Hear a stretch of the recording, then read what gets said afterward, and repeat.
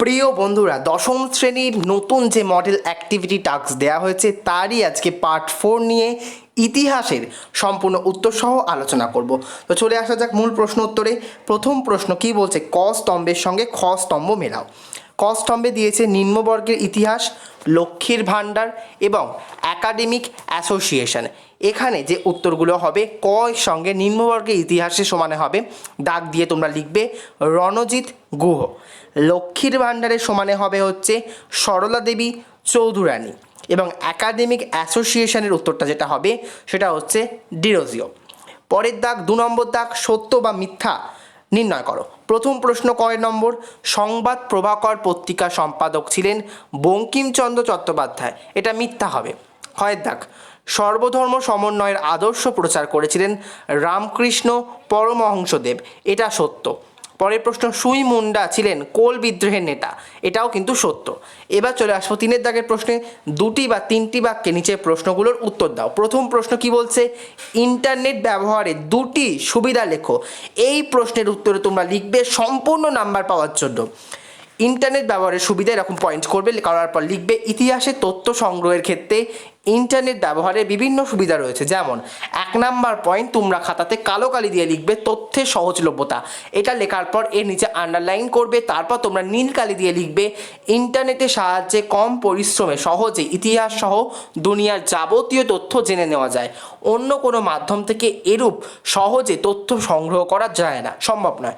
2 নম্বর point, আবারও কালো কালি দিয়ে লিখবে সুলভ।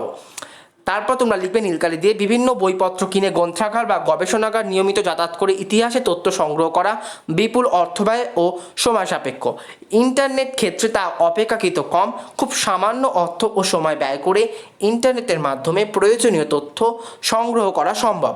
এমনকি ইন্টারনেট থেকে প্রাপ্ত কোনো সুবিশাল বইয়ের কোথায় প্রয়োজনীয় তথ্য বা শব্দগুলি আছে তাও সার্চ করে নিমিষে বের করা যায়। পরবর্তী প্রশ্ন রয়েছে, ডেভিড হেয়ার কেন স্মরণীয়? এই প্রশ্নের উত্তরে তোমরা লিখবে ডেভিড হেয়ার ছিলেন স্কটল্যান্ডের একজন হরি প্রস্তুতকারক। তিনি তার উপার্জিত অর্থ ভারতে এসে পাশ্চাত্য শিক্ষার জন্য ব্যয় করেন। স্কুল বুক সোসাইটি 1817 খ্রিস্টাব্দ ও পটলডাঙ্গা একাডেমি 1818 খ্রিস্টাব্দে প্রতিষ্ঠা তার উল্লেখযোগ্য কীর্তি। হিন্দু কলেজ প্রতিষ্ঠার ক্ষেত্রেও তার ভূমিকা ছিল গুরুত্বপূর্ণ।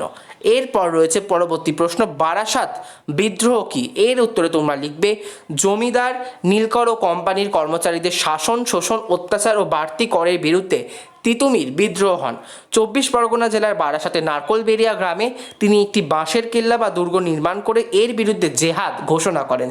ইংরেজদের গলায় তার বাঁশের কেল্লা ধ্বংস হয়।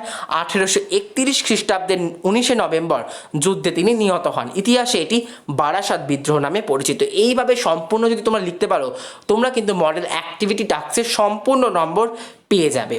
এবং শেষ প্রশ্ন রয়েছে কি, পাশ্চাত্য শিক্ষা বিষয়ক দ্বন্দ্ব সম্পর্কে সংক্ষেপে আলোচনা করো। এই প্রশ্নের উত্তরটা কিন্তু একটু বড় হবে, তোমরা সূচনা করে পয়েন্ট করে করে লিখলে কিন্তু মার্কসটা ক্যারি করবে।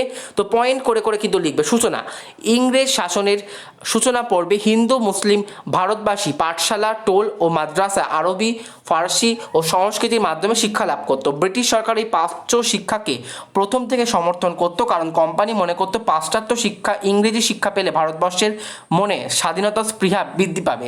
কিন্তু ভারতের বিস্তীর্ণ অঞ্চলে ব্রিটিশ শাসন প্রতিষ্ঠিত হলে একটা প্রশ্ন উঠে আসে যে এত বড় একটি দেশকে গুটি কয়েক ব্রিটিশরা কি চালাতে সক্ষম হবে? প্রশ্নের উত্তরের সমাধান পাওয়ার জন্য তারা ঠিক করে যে ভারতে কিছু সংখ্যক মানুষকে পাশ্চাত্য শিক্ষায় শিক্ষিত করে তারা দেশ শাসন করবে। তারপর পয়েন্ট করবে দ্বন্দ্বের সূত্রপাত। এই পরিস্থিতিতে এদেশের সরকার প্রাচ্য না পাশ্চাত্য শিক্ষা প্রসারে উদ্যোগ নেওয়া উচিত, সেই বিষয়ে একটি দ্বন্দ্ব শুরু হয় যা প্রাচ্য ও পাশ্চাত্য শিক্ষা বিষয়ক দ্বন্দ্ব নামে পরিচিত। ঠিক সেই মুহূর্তে 1813 খ্রিস্টাব্দে সনদ আইনে ব্রিটিশ সরকার ঘোষণা করেন যে ভারতীয় শিক্ষার জন্য প্রতি বছর 1 লক্ষ টাকা দেওয়া হবে। সেই অনুসারে জনশিক্ষার নীতি নির্ধারণের উদ্দেশ্যে 1823 খ্রিস্টাব্দে জনশিক্ষা কমিটি বা কমিটি অফ পাবলিক ইনস্ট্রাকশন গঠিত হয়। তারপর তোমরা পরবর্তী পয়েন্ট করবে জনশিক্ষা কমিটিতে বিভেদ। জনশিক্ষা কমিটি কলকাতায় একটি সংস্কৃত কলেজ প্রতিষ্ঠার সিদ্ধান্ত নিলে সেই সিদ্ধান্তের বিরুদ্ধে রাজা রামমোহন রায় তৎকালীন গভর্নর জেনারেল লর্ড আমহার্স্টকে ইংরেজি শিক্ষাদানের পক্ষে একটি চিঠি লেখেন। সেই চিঠির দৌলতে জনশিক্ষা কমিটির মধ্যে প্রাচ্য ও পাশ্চাত্য শিক্ষার সমর্থনে চূড়ান্ত দেখা যায় এবং কমিটির সদস্যরা 2টি ভাগে বিভক্ত হয়ে যান। প্রাচ্য ও পাশ্চাত্যবাদী কমিটির মধ্যে যারা প্রাচ্য শিক্ষার সমর্থনে এগিয়ে আসেন তারা পরিচিত হন ওরিয়েন্টালিস্ট বা প্রাচ্যবাদী নামে, এবং এদের মধ্যে উল্লেখযোগ্য ছিলেন এইচ.টি. প্রিন্সেপ, কোলক্রুক, উইলসন প্রমুখ। অন্যদিকে যারা পাশ্চাত্য শিক্ষার সমর্থনে ছিলেন তাদের মধ্যে পরিচিত হন অ্যাংলোস্টিস্ট বা পাশ্চাত্যবাদী নামে। এদের মধ্যে উল্লেখযোগ্য ছিলেন Thomas Macaulay, Alexander Duff, Sanders Colvin প্রমুখ। এরপর তোমরা যেটা লিখবে পয়েন্ট করে, মেকেলের মন্তব্য। এখানে তোমরা লিখবে, বিতর্ক যখন তুঙ্গে তখন তৎকালীন ইংরেজ গভর্নর জেনারেল লর্ড বেন্টিকের খ্যাতিনামা আইন সচিব টমাস ববিংটন মেকেল 1835 খ্রিস্টাব্দে কি প্রস্তাব পেশ করেন, যা মেকেলের মিনিট নামে পরিচিত। এই প্রস্তাবে তিনি বলেছেন, 1 নম্বর পয়েন্ট, প্রাচ্যের শিক্ষা দুর্নীতিগ্রস্ত, অপ্রবৃত্ত। 2 নম্বর পয়েন্ট, ভালো ইউরোপীয় গ্রন্থাগারের একটি তাক ভারত ও আরবের সমগ্র সাহিত্যের সমকক্ষ। 3 নম্বর, প্রাচ্যের শিক্ষা বৈজ্ঞানিক চেতনাহীন এবং পাশ্চাত্যের তুলনায় সম্পূর্ণ নিকৃষ্ট। 4 নম্বর পয়েন্ট, এদেশের উচ্চ মধ্যবিত্তের মধ্যে ইংরেজি শিক্ষার প্রসার ঘটলে চুইয়ে পড়ার নীতি অনুযায়ী তা ক্রমশ সাধারণ দেশবাসীর মধ্যে সেই শিক্ষা ছড়িয়ে পড়বে। 5 নম্বর পয়েন্ট, পাশ্চাত্য শিক্ষা বিস্তারের ফলে এদেশে যেমন একটি সম্প্রদায়ের আত্মপ্রকাশ ঘটবে যারা রক্ত বর্ণ ভারতীয় হলেও রুচি নৈতিকতা ও বুদ্ধিমতী হবে ইংরেজরা।